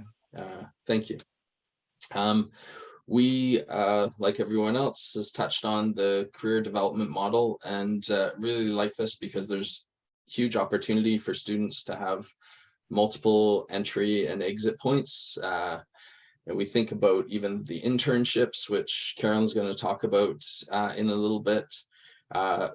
Internships for us can be a starting point for students. They've gone out, got some experience in a particular place, and they come back and realize they'd like to pursue or look at an exploratory option. It can also complement their exploratory experience. They've gone out and done that, and now they're looking for real job experience, which again, careers helps us with that, or the integration with that could be into a full-on RAP program as students progress through and connect with a partner and get indentured. What we find, we're going to stay with that for a bit. Thank you. If we can go, yeah, thank you. No, actually, sorry, we will go on to the next slide. Thank you.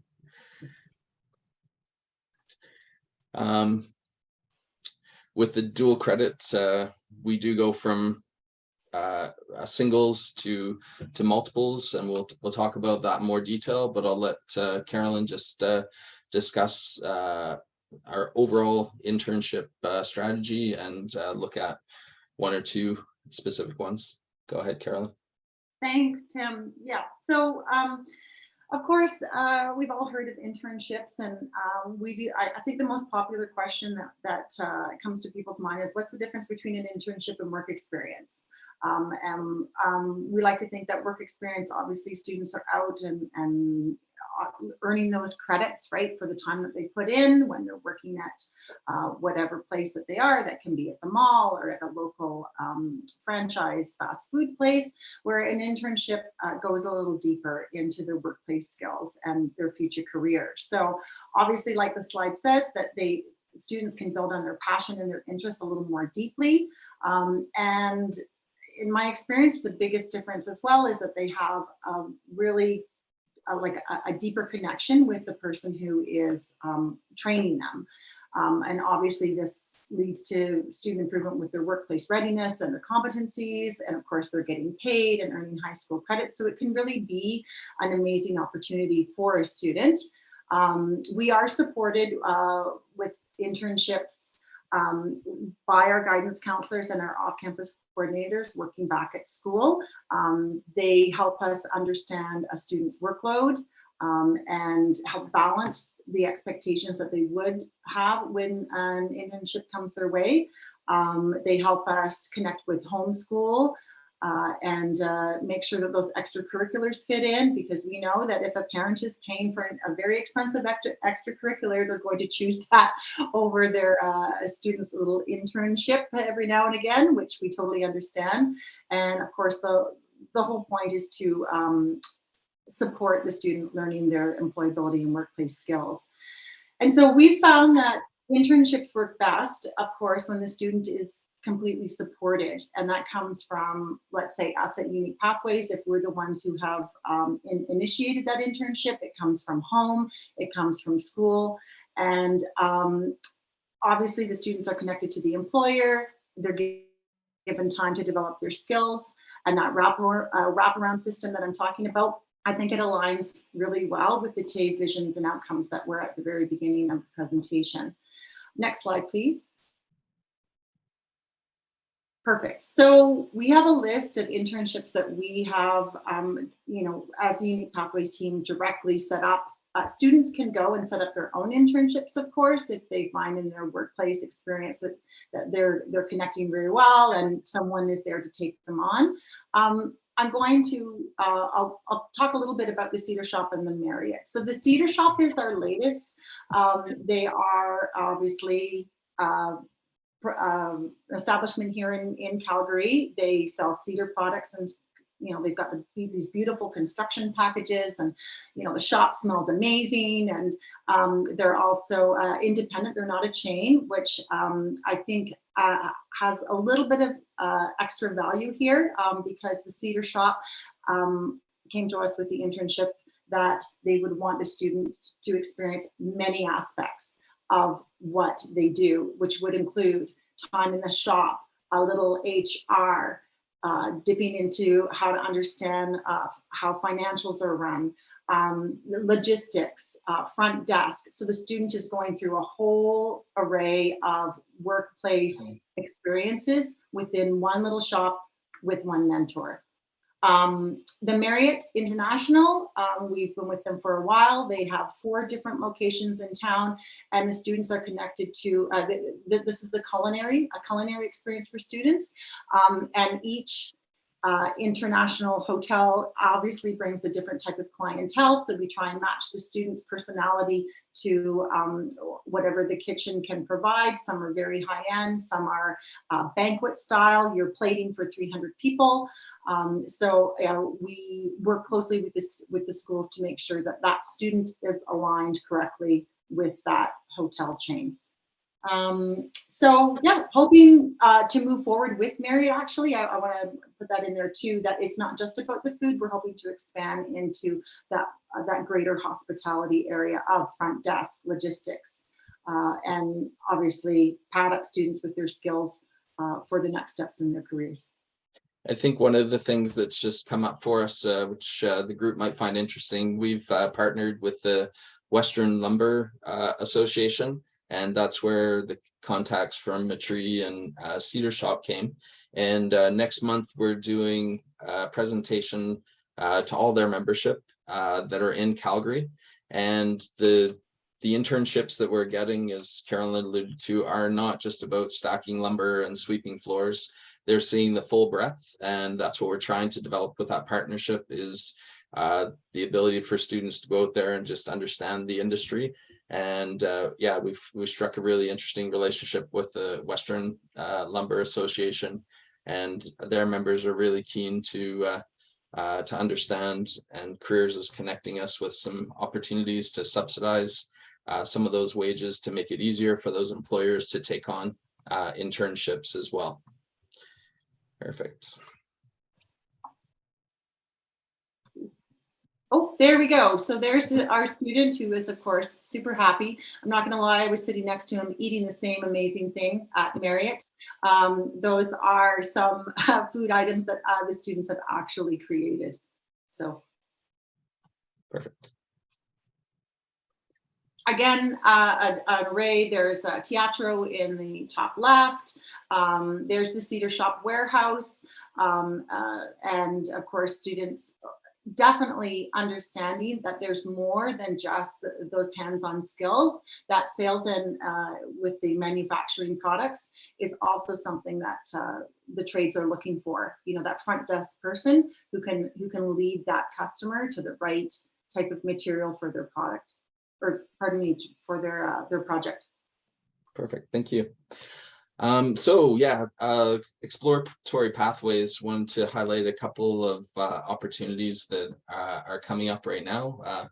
Trying to take a little bit of ownership on stuff that I'm doing. There's been so much work that's happened before me. We've been going for since 2014, and saw a real peak in student engagement right up until 2020.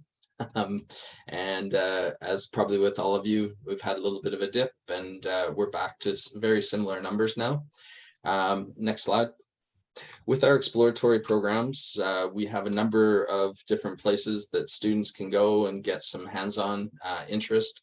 And I was really excited to hear Cheryl's talk about the aviation, which is something that we're exploring that I'll talk about a little bit more as well. But one of the most unique exploration pieces we're doing right now is transportation trades. So students have the opportunity at SAIT to do automotives, auto body, rail, motorcycle maintenance, RV maintenance, and heavy equipment. So they get a real introduction to the industry, look at where their kind of passion is. And then we will have a few of the possibilities next year where they can pursue those in a pre-employment opportunity with RV, with automotives, and with auto body. And they can actually look at options, or they can jump into SAIT if they're grade 12s and pick those up right away. So that's a really exciting one. And again, we're also following behind on what Calgary Catholic and some of our other partners are doing with the aviation pathway. We are working with Elevate Aviation. If you haven't connected with them, they're an amazing organization, and their real focus, and I think Cheryl has connected with them as well, is getting more women into aviation. And as indicated before, getting anyone into aviation is a real bonus. There's a huge potential for jobs, as many of you may know. One of the partners that we're developing through this partnership is de Havilland. They're building a massive, it's called the de Havilland Field, just east of Calgary, that will be built over the next 10 years and will have a huge state-of-the-art aircraft manufacturing. It'll have a full runway. You won't be able to fly to Mexico, but they'll be using that for testing and bringing in other partners, maintenance, repair, also connecting with WestJet, and of course our partners at SAIT and Mount Royal, looking at the aircraft maintenance, aircraft structures, and avionics. And yeah, I actually did know what avionics was, Jason, but only because we've just done this. I had to look it up just a short while ago as well. So really exciting pieces in that exploration area. And next year, we're looking to start a half-day cohort with students that would visit 10 to 12 sites, partners at the Calgary airport. In the exploration, they would be looking at getting lots of opportunities. And again, there's such a misunderstanding about jobs, as we've talked before, in the aviation industry. And the part of this exploration program will actually be a pathway for students to go straight into the industry. No dual credit required. So they will get some micro credentialing that's specific to the aviation industry. They'll understand some of the terminology that's involved. They'll also obviously have a chance to make partnerships with different companies that are in the aviation industry. And that would be one pathway for students, would be to go straight out of that and into a entry-level job in the aviation industry, which is booming here in Calgary and across the province. The other option would be the 3 streams at SAIT, which are maintenance, structures, and avionics. And we're looking to create a pathway with SAIT through that, which already exists, as well as the aviation diploma with Mount Royal College and their simulation-based course that they have there. So again, lots of exciting things, huge amount of jobs coming, and a great place for us to position ourselves as a school board to support the growth in that industry. Next slide. Perfect. And yeah, we can go on to the next slide, and Carolyn will talk a little bit about our dual credit opportunities. So obviously everyone here has had dual credit experience, so I won't dive too deeply into what it is, but I'll share with you some steps that have moved us forward into supporting students when obviously they're in the program or before the program. So once again, we work with guidance counselors and off-campus coordinators back at school to ensure that the students' academic workload is balanced with the program expectations. I agree. I know someone made the comment that there is either misled or there isn't an awareness among how deep these these modules can be in a dual credit program. And then when you hand students, you know, a foot of modules at the beginning and say, here you go, and there's fractions in there, they do get a little stunned when, you know, I thought I was here to weld. Well, you know, you're here to learn everything here. So yes, the shock of it all. So we've put in place a few extra things to ensure that students really do know, and off-campus coordinators too, and a guidance counselor. Those are big machines back at high schools, and we certainly don't expect them to know all the areas of our dual credit programs. There's just it's too many students. So we a few years ago we were asking students to submit us a personal learning schedule if they were going to be in an online course or asynchronous course. And this allowed us to see when they were going to slot in the program, and it could have been in a spare, or it could be after school or on a weekend, but it did give some accountability to students. And when they were off track, we could, you know, reach out to them and say, hey, right, let's get back on your personal learning schedule. Or if that learning schedule wasn't working for them, we totally supported them to obviously make a new one. So we have seen that really help us with students. We also changed our practices. I guess I should go before that. Well, no, it's in the same vein here. In terms of their applications, we definitely look at the student holistically that get into dual credit programming. We sit at a round table. We make sure, obviously, that it's not just about marks, or it's not just about the pathway. You know, I want to be a welder, that's it. We also have invited students to be creative when applying with us. Now, that doesn't mean that they're spending days and days, but we used to have just a statement of intent for the students so that we could understand why they wanted to be in the program. And now we've expanded that to, they can make a video, they can make a PowerPoint. And I have to say that this has really helped us keep students into programs when we know exactly where they're coming from. What else do I want to say about dual credit? Oh, the pre-apprentice program. So I think we can go to the next slide. Probably more interesting than just, there we go. There's all of our dual credit courses that we offer. Of course, A to W, some of them have been around for quite a while. Some of them are brand new. The water technology and the environment is one of our newer programs, and we've partnered up. We're having this out of a high school.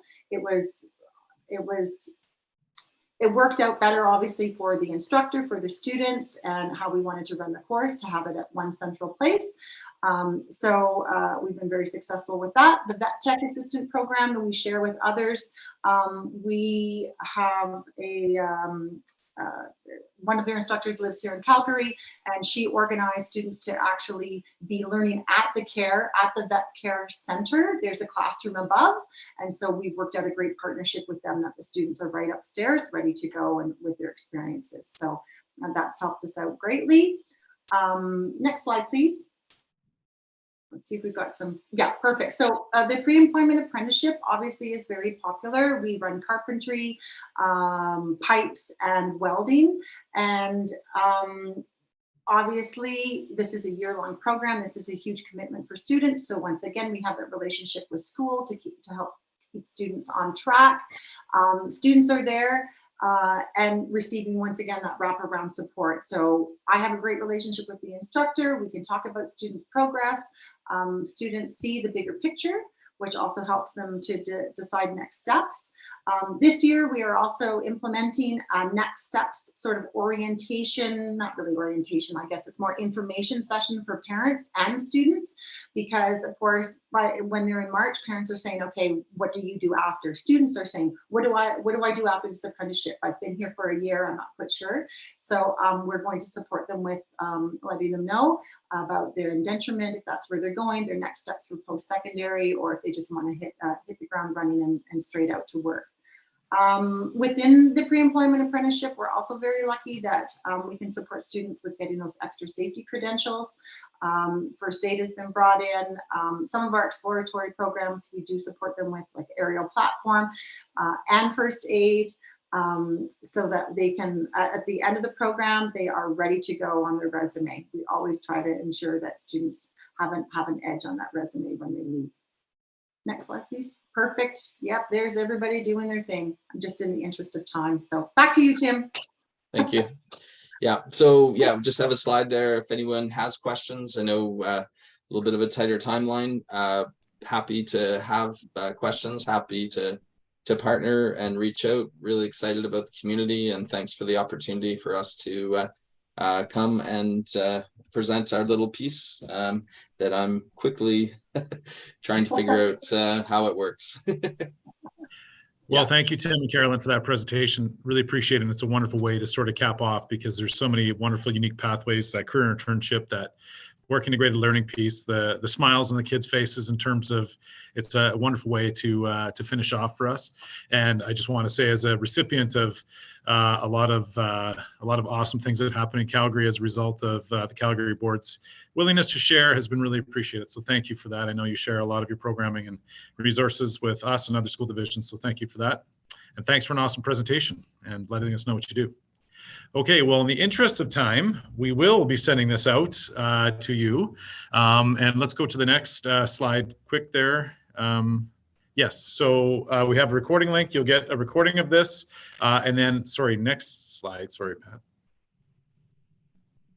Or was that the last slide? And then next. And one more.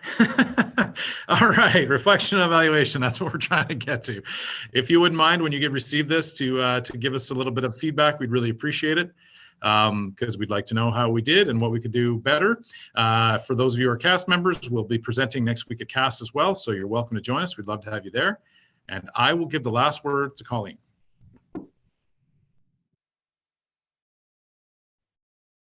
Just want to echo Jason's words and say thank you to our presenters. Another 4 fantastic stories of Alberta practice relative to trades and technologies. And the linkages are just so powerful. And the fact that, as Jason said, students are smiling. I'm sure as parents are smiling. So you're doing excellent work. Thank you for sharing.